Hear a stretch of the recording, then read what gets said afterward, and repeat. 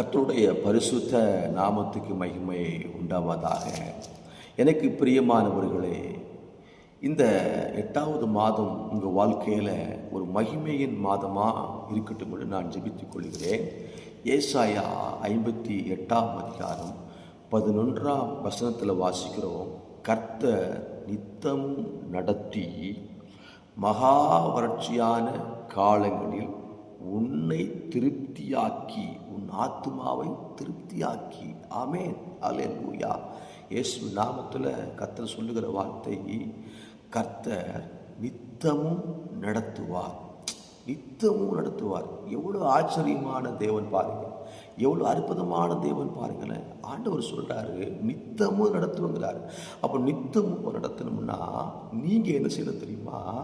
அவர் வார்த்தைக்கு நீங்கள் கீழ்ப்படியணும், அவர் வழியை நீங்கள் பின்பற்றணும். அது மாத்திரமல்ல, அவரை நீங்கள் சார்ந்து கொள்ள வேண்டும்.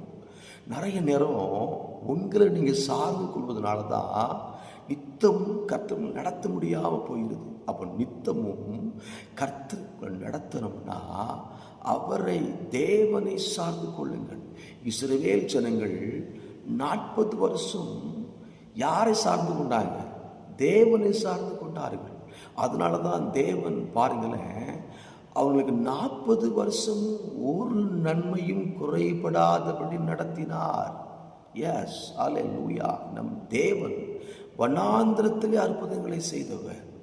வனாந்திரத்திலே 5 அப்பத்தையும் 2 மீனையும் பெருக பண்ணின தேவன் உங்கள் வாழ்க்கையிலையும் அவர் நித்தமும் நடத்துவார். இந்த மாதம் நடத்துவார், உங்கள் தேவைகளை சந்திப்பார், அற்புதங்களை செய்வார். சோர்ந்து போகாதீங்க, கர்த்தர் சமூகத்துக்கு போங்க, அறிக்கையிட்டு ஜெபம் பண்ணுங்க. கர்த்தர் நடத்துகிற விதம் அருமையாக இருக்கும். கர்த்தர் யாவரையும் உங்களை ஆசீர்வதிப்பாராக. ஆமென்.